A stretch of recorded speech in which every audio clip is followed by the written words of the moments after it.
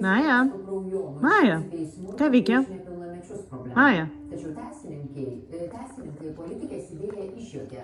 Ką veikia? Kištis į suaugusių žmonių santykius ne visada taktiška, o nepilnamečius įstatymas saugo ir dabar.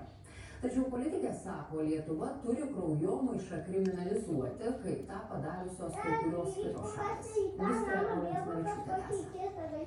Jei būtų Seimo narės Rimantės Šalaševičiūtės valia, šie garsiojo serialo Sostų karai veikėjai į kalėjimą. Mat opozicinės valstiečių frakcijos lyderė tikina, kad kraujomaiša Lietuvoje yra viena opiausių problemų ir siūlo už lytinių santykių su artimu giminaičiu skirti bausmę arba laisvės atėmimą iki 3 metų.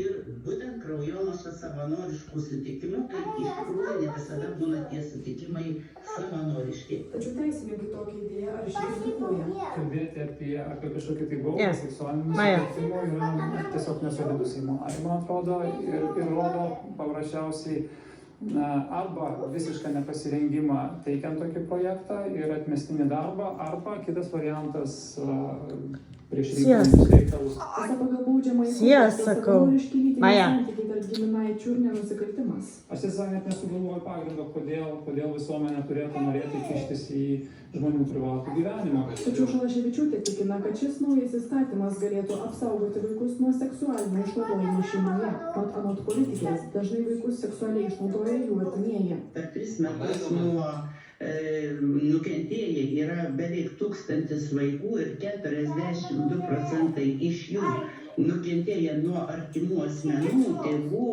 motinos sugyventinių, brolių, pusbrolių, globėjų. Bet seksualinis nepilnamečių išnaudojimas baudžiamas kaip dabar. Kai kaltininkas yra tėvas, motina, globėjas, rūpintojas arba kitas asmuo pagal įstatymą turintis įgaliojimų to vaiko atžvilgiu. Tai už šitą nusikaltimą dabar numatyta yra iki 6 metų laisvės atėmimo.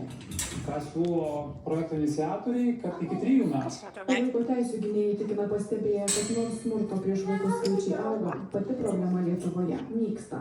Tikrai nebūtinai reiškia, kad to smurto yra daugiau, tai tiesiog reiškia, kad jis yra